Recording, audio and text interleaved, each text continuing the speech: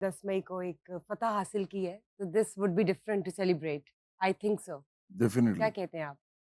It is definitely a moment to celebrate क्योंकि पाकिस्तान के हुँ। अंदर जंग मुसल्लत की गई थी। जंग मुसल्लत कोई हम पे करेगा तो हम तो उसका जवाब देंगे। जारहियत जो है वो बिल्कुल पसंद नहीं है हमारी कौम को, ना हमारे मुल्क को। और ये वो कौम है जो नहीं आपको पता है कि ज़लज़लों में, सैलाबों में आप तो विटनेस हैं कि मैंने भी बड़ा काम किया हुआ है। लेकिन मैं जब वहाँ जाता था और मैं वहाँ देखता था लोगों को, उनका जज़्बा, मैं हैरान होता था कि इस कौम को एकदम क्या हुआ है? सारा का सारा पाकिस्तानी वहाँ चल पड़ा था। तो ज़लज़लों, सैलाबों में पता चलता है कि जज़्बा कितना है आप में। हम सुना करते थे कि जंग हुई थी 65 की, 71 की, राइट। तो लोग जो थे फ़ौज के साथ खड़े थे। तो मुझे यही जज़्बा मैं बहुत हैरान हुआ इस बात पे, कि मुझे ये जज़्बा दोबारा रिवाइव होता लगा हाँ। है 2025 में। और सबसे मज़ेदार बात ये है कि एक तासुर था कि इस मुल्क में शायद एक तक़सीम के हवाले से ना सियासी कुछ मूवमेंट्स हो रही थी और कुछ हुँ। कुछ नफ़रत फैलाई जा जी। रही थी, फिर फ़साद, इंतशार पैदा किया जा रहा था। मैं हैरान हुआ हूँ कि लोग इस जंग की वजह से दोबारा मुत्तहिद हुए हैं। उन्होंने अपने सियासी इख्तिलाफ़ात या तो भुला दिए हैं या उनको पीछे फेंक दिया है। और इसमें वो सब इकट्ठे एक दूसरे के साथ खड़े हैं। वो चाहे मेरे जैसे लोग हैं, जो कि ये कहते हैं कि जी किसी भी इदारे का सियासत में नहीं अमल दखल होना चाहिए। लेकिन वो जंग में फ़ौज के साथ खड़े हैं और फ़ौज हमारी अपनी फ़ौज है, सारे इदारे भी हमारे अपने हैं। बिल्कुल। और मेरा ख़्याल है कि कौम का इस वक़्त यही नुक्ता नज़र है और यही जज़्बा है। और अगर ये रहेगा तो कोई हमारी तरफ मैली आँख से देख नहीं सकता। यकीनन। पहला जो कलाम या कोई भी जो है वो नेशनल सॉन्ग वो कौन-सा था? किस वो एज में कितनी गाया? खूबसूरत याद आपने मुझे करा दी है। मैंने जब पाकिस्तान टेलीविज़न पे सबसे पहले अपनी entry the, I was in 2 class और हदीका जी उस प्रोग्राम को होस्ट कर रही थी और मेरा ऑडिशन था। तो मैंने वो जो तराना गाया था, मेरा दिल है मैं आपको वो सुना ही दूँ और मैं पहली दफ़ा उसको गाऊँगी। वो था लहराता रहे परचम हमारे पाकिस्तान का, प्यारे क्या पाकिस्तान का। बात है! ज़बरदस्त। सुना दूँ थोड़ा-सा जी, अगर बिल्कुल। आपकी इजाज़त प्लीज़, हो? माफ़ प्लीज़ हाँ। अर्ज़ कीजिए। कीजिए। ज़रूर प्लीज़। हुँ। लहराता रहे परचम हमारे पाकिस्तान का, प्यारे पाकिस्तान का, हमारे पाकिस्तान का। लहराता रहे परचम हमारे पाकिस्तान का, प्यारे पाकिस्तान का, हमारे पाकिस्तान का।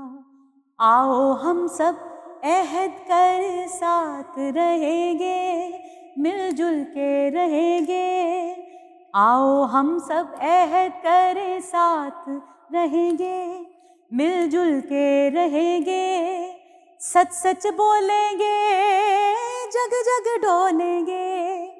ऐसे काम करेंगे जिससे रहेगा परचम ऊंचा हमारे पाकिस्तान का, प्यारे पाकिस्तान का, हमारे पाकिस्तान वाह, का। वाह, वाह! ज़बरदस्त, क्या बात क्या है! बात है! बहुत प्यारा गाना गाया आपने। ज़बरदस्त। अच्छा जवाद साहब ये बताएँ कि जब आप कोई सॉन्ग बनाते हैं, तो ज़ाहिर है कि सोच के बनाते हैं कि कमर्शियल गाना है, हुँ, शादी-ब्याह में हिट होएगा, बिल्कुल। बाहर की दुनिया में क्लबों में लोग झूमेंगे। हुँ, तो एक उसका कमर्शियल एस्पेक्ट जो है ना आपके ज़हन में होता है। लेकिन जब आप कोई नेशनल सॉन्ग बनाते हैं, हुँ, जब आप जो है ना वो 6 सितंबर का तराना बनाते हैं, जब आप कोई जंगी तराना बनाते हैं, हुँ, जब आप सॉलिडेरिटी करते हैं, इज़हार राइट। यकजहती करते हैं, हुँ। तब तो कोई कमर्शियल एस्पेक्ट नहीं होता। तो वो क्या सोच के बनाते हैं? मसलन जब आपने पहला नेशनल सॉन्ग बनाया जैसे अभी हिना ने अपना वाकया बताया, वो हुँ, कौन-सा था? हुँ। क्यों बनाया? किसने कहा? किसके कहने पे बनाया? किसी के कहने भी नहीं बनाया, खुद बनाया। अच्छा मेरे जो नॉन कमर्शियल सॉन्ग्स हैं ना, अगर आप ये कहना चाह रहे हैं कमर्शियल सॉन्ग्स वो होते हैं, जो प्यार-मोहब्बत के गाने होते हैं हुँ, या वो जिसको हम बैलेड्स कहते हैं, लव बैलेड्स या फिर वो होते हैं भंगड़ा या डांस-वांस के और या फिर वो होते हैं कोई स्पिरिचुअल सॉन्ग्स जो कि बड़ी अच्छी ट्यून हो और खुदा की बात हो तो लोग उसको भी पसंद करते हैं।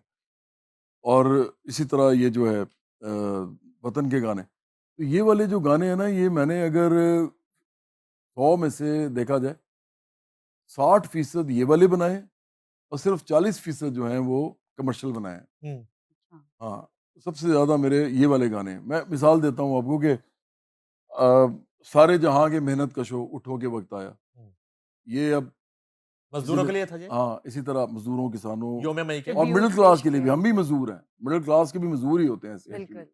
तो इसके बाद फिर हम देखेंगे, फिर सुन लो कि हम मजदूर हैं, हम्म, सारी दुनिया हमारे ही दम से है।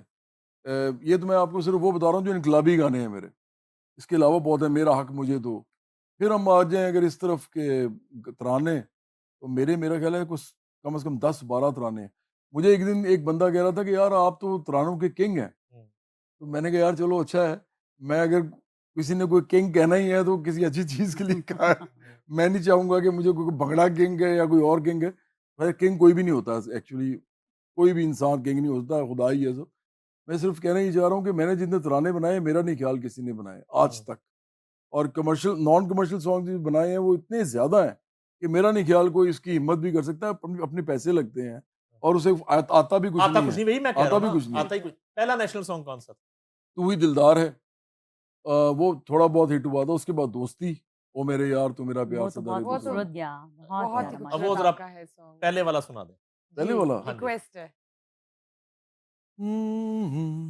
तू बदन तू ही रूह है, तू ही दिल तू ही जान है, तू ही हीर तू है लैला, तू ही मेरा साहिबां है, तू ही चांदी सोना, तू ही दिल बर मेरा, तू ही दिलदार है, तू ही मेरा प्यार है, मेरा सब कुछ सजन, तुझ पे निसार है, तू ही दिलदार है। वाह वाह वाह क्या वाह, बात क्या है, बात है। जबरदस्त। इना जी जैसे आप कह रही थी कि आप जैसा, जवाद अहमद जैसा बहुत सारा टैलेंट बेहतर प्लेटफॉर्म ना मिलने की वजह से हमारे मुल्क में परवान नहीं चढ़ पाता, ज़ाया हो जाता। हम्म। तो आप जब आई फील्ड में तो कुछ जिक्र करेंगी वो कौन कौन सी सीढ़ियाँ थीं जिनको अबूर करते हुए आज, वो कौन कौन से शोल्डर्स थे, वो कौन कौन से हाथ थे? मैं खुद को बहुत लकी समझती हूँ इस हवाले से, because I start radio Pakistan.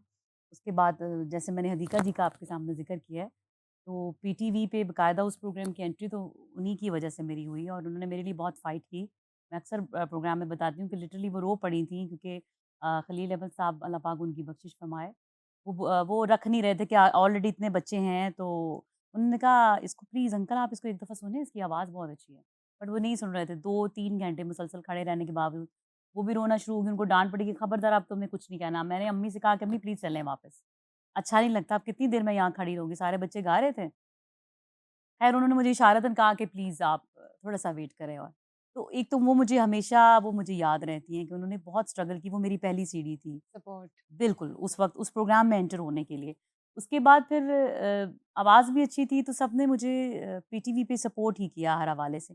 फिर एक वक़्त ज़ाहिर-सी बात है, आता है ऐसा कि जब आप चाह रहे होते हैं कि आप काम भी कर रहे हैं, आप सब कर रहे हैं, लेकिन आपकी पहचान, आपकी शनाख्त जो है, वो जिस तरह से आप चाह रहे हैं, वो नहीं आपको मिल पा रही।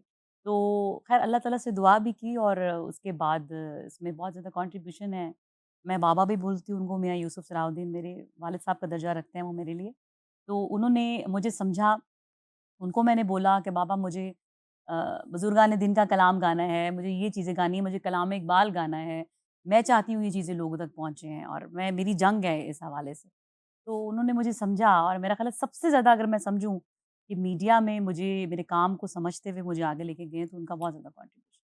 वो उन्होंने तो एक परवेज़ मुशर्रफ दौर में कलाम इकबाल का एल्बम किया था जी, पूरा। किया था। शायद मैंने भी गाया था। आपका भी उसमें था एक आइटम या 2 थे आपके? मेरा एक ही था, सबका एक ही था। सबका एक-एक था। एक-एक था।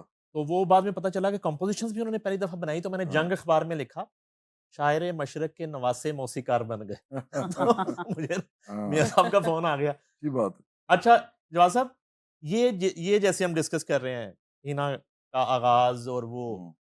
जो है ना शुरू की एप्रिसिएशन और बाज़ का लेग पुलिंग, डिस्करेज करना, इनकरेज करना। अच्छा, ये आपका जब सफ़र गुज़र गया, तो आपने उन तमाम चीज़ों को याद करते हुए एक नए आने वालों को कभी सपोर्ट किया, हाथ रखा उन पे कि यार ये अच्छा टैलेंट है कि इसको मैं थोड़ा पुश करूँ? सॉरी मैं आपकी बात काट रही हूँ। जवाद भाई ने जब मुझे फर्स्ट टाइम सुना था, जैसे कि हम अभी डिस्कस भी कर रहे थे, तो इन्होंने मुझे इतना ज़्यादा एप्रिशिएट किया था और मैंने बताया कि बाकायदा उन्होंने कहा कि मैं तो हिना जी से इजाज़त लेना चाहूँगा क्योंकि इतना अच्छा गा रही हैं और इतना इन्होंने मुझे एप्रिशिएट किया और हाँ, मुझे कहा कि आप गाएँ, हुँ। आपको गाना चाहिए। और उसके बाद से लेके अब तक हमारी बारहा मुलाकात हुई और मैं यही बता रही थी कि आपको हमेशा मैंने वैसा ही पाया, जैसा पहले दिन मुलाकात यानी हुई। कि हुँ। हम कह सकते हैं जैसे आपने हदीका कियानी की बात की जी। और जवाद साहब की बात की, तो जो हमारे लीडर्स हैं, जैसे सीनियर सिंगर्स हैं, वो जी। हमेशा सपोर्ट करते हैं